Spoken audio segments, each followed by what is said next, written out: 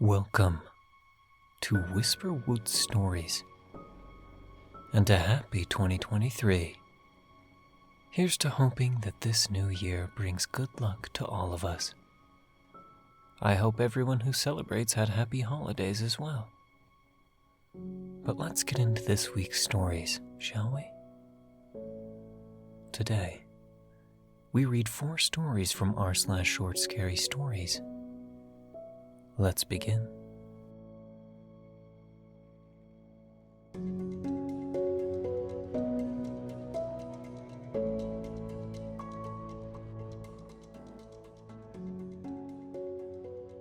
Our first story is from Psyopticnerve. Unity.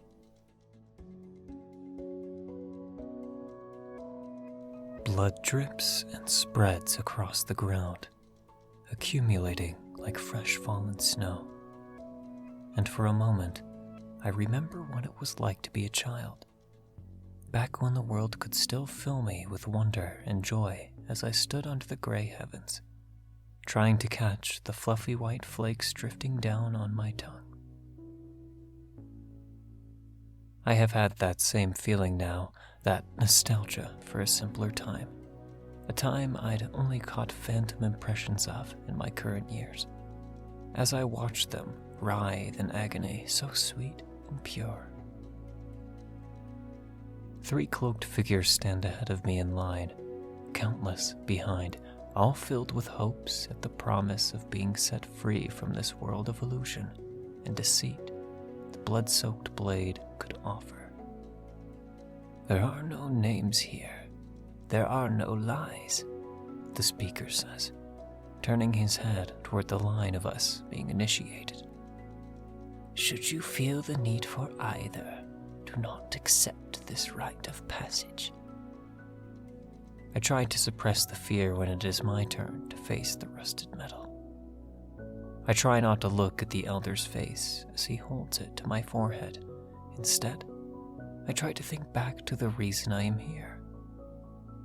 You know it in your bones, the stranger had said, coming out of the shadows. There is more to this life. Who are you? I had whimpered, recoiling as they loomed over me in that filthy alley. I seek the lost, the weak, the forgotten, the ones who suffer an existence of tragedy to escape the horrors of the world they see, they said, their face obscured by darkness. You are on the path of self-destruction, poisoning your body to numb yourself to the wickedness that surrounds you. Hot tears, unexpected and ashamed, rolled from my eyes. Come, they said, offering a gloved hand, and seek the truth of our existence. The incision carves away flesh and bone, leaving a gaping hole in the middle of my forehead, and a flow of blackish blood invades my eyes. I try not to acknowledge the pain, but my own wailing fills my ears. Through it all, I can still hear the words of the speaker echoing off the cavern walls. The founder understood. The founder saw beyond. He believed that only through a single, unified vision could we create our utopia. Yes, I must not forget why I am here. I must not let my mind be clouded by fear. The speaker holds the sacred eye above his head, and the mass of cloaked figures turn their eyeless, mutilated faces toward us. And now it is your turn, newcomers, to share our vision. The blade is the last thing my own visionless eyes see as they are removed from my skull. I wait in the blackness with the wonder and joy of a child, eager for the visions of the founder to be placed in my forehead, to truly see for the first time.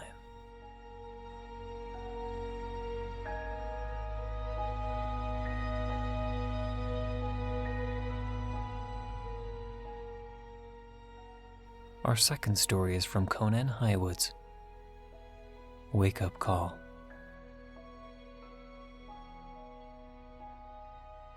Since the 1990s, people from all over the world have received a series of strange phone calls dubbed the wake-up calls from an unknown caller.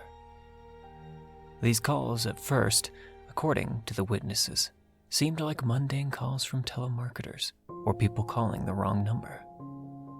Though, shortly after, usually after the third or fourth call, the calls seemed to take on a more eerie and bizarre air about them. Regardless of the ringtone of the phone, these particular calls' rings seem to be off.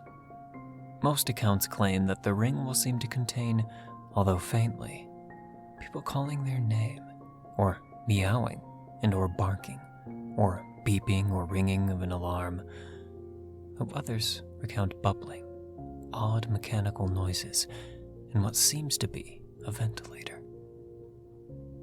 As time goes on, however, it is reported that these anomalous sounds cease being faint, growing more and more and more until the usual ringtone is replaced entirely, or almost entirely, with 3 new sounds becoming the ringtone for these particular calls. Reports go on to state that nothing else happens with the calls for a while. That is, until roughly the 100th call. Though it should be noted that the number can vary. Regardless, when this particular phone call goes on to occur, the ringing is non-stop. Literally. Instead of ringing the normal limit of times a call typically does, it will ring anywhere from 28 minutes to 8 hours on end. If left unanswered, the calls will stop entirely for a while, normally 2 to 3 years. Though every once in a while after, they will get the same ominous call, although instead of displaying unknown caller, the caller ID will say, "Answer me." If the voicemail is set up, even if full, a message along the lines of, "I know you can hear me calling. Answer the phone. Wake the up," is said by an unidentified male voice. If answered, however, the answerer seems to meet an unpleasant fate, with some victims found dead from unknown causes near or with the phone, while other victims have disappeared without a trace, and even a supposed instance of an answerer being sucked into the phone. Be that as it may, there have been 3 supposed survivors who have seen what they called an other side and returned. One recalls seeing himself in a bedroom surrounded by what he assumed to be family, maybe his. One says she found herself in some sort of thing that she could only describe as a sim pod. The final survivor relays that he was in a hospital setting, heavily injured. While what the survivors have seen on the supposed other side are conflicting, all of them are consistent on one key detail. They were all met with this harsh and stern screaming on the other end. "Wake up, wake up, wake up, wake up."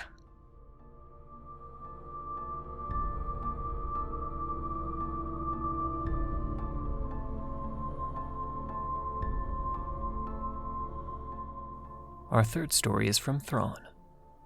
The house doesn't let me out. Haunted house challenge.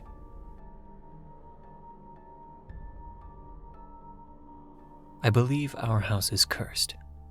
It all started when I was 8, living in an old house with my mother. One morning, I had a hard time opening the front door to leave the house for school. It took a few minutes to open it. Most of the time, I wasn't a social person. I only had one friend, Sam. We often met at his house, as my mother hated guests. She probably hated me too. "I only gave birth to you to save my relationship with your father, but that piece of garbage left me anyway, and now I'm stuck here with you," she always told me. I noticed that the strange things around the house always happened a little bit after she told me something like this. It was strange. Every time she scolded me, the house door became harder to open. Years went by, and I became 15. After that, I couldn't open the front door after I came back from school. I had no idea how that was possible. I could easily leave the house in the morning to go to school, and I could open the door when I arrived home, but when I tried to leave for some other reason, it stood still. I thought maybe my mother closed it so I couldn't leave, but she could open the door any time. She even called me a stupid piece of garbage because I told her I couldn't open it. My life became boring. Every day I went to school, came back, and then I had to spend all day in the house with someone who hated me for no reason. The house didn't let me out. It wanted to keep me there. One day, Sam came home with me. Everything went fine, but when he tried to leave, he fell down the stairs, breaking his neck. He survived, but I knew it was the house that had tried to kill him. A week after that, the summer break arrived, and I didn't have to go to school for a few months. The house didn't let me out at all, and I lost contact with Sam. One day, I suddenly became trapped in my own room. I couldn't open my door. I spent the day trying to get out when I finally could open it in the evening. It was a strange feeling. I was happy and tried to leave the house through the front door. I felt like I could open it easily. I was right. I thought the house had finally let me out. As I was opening the door, I suddenly heard my mother. "Look, someone became bored in his cave and finally came out." As soon as she said this, the front door slammed shut and never opened again. When I went back to my room, that was the last time my room's door opened. Now, I'm trapped inside my room. And I feel like it's becoming smaller and smaller.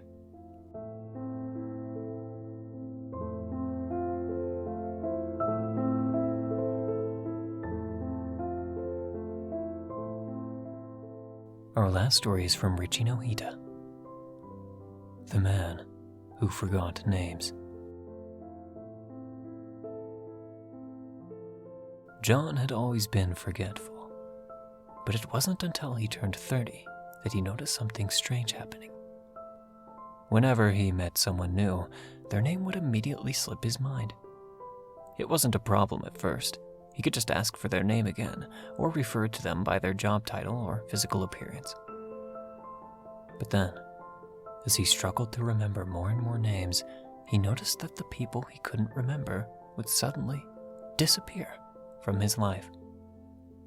His coworkers, friends, even his own family members. If he couldn't remember their names, they would vanish without a trace. At first, he was just imagining things. But as the body count continued to rise, he knew he had to do something before it was too late. He sought help from a therapist who suggested that he start carrying around a notepad to jot down the names of the people he met. It seemed to work at first. John's memory improved, and the disappearances stopped. But one day, as he was walking home from work, he saw something that made his blood run cold. There, on the sidewalk in front of him, was a woman he had met just a few weeks earlier at a networking event. He couldn't remember her name, but he knew he'd written it down in his notepad. He frantically searched through his pockets, but the notepad was gone. And as he looked up, the woman's face twisted into a grotesque snarl, revealing sharp, pointed teeth. "You should have remembered my name, John," she hissed, her voice dripping with venom. "Now you'll never forget it, because you'll be joining me in the land of the forgotten." With a final, spine-tingling shriek, the woman vanished into thin air, leaving John alone and trembling on the empty sidewalk. As he stumbled home, he realized that the notepad had been more than just a tool to improve his memory. It had been a lifeline, protecting him from the vengeful spirits of the forgotten. And now, with no way to defend himself, John knew that he was next.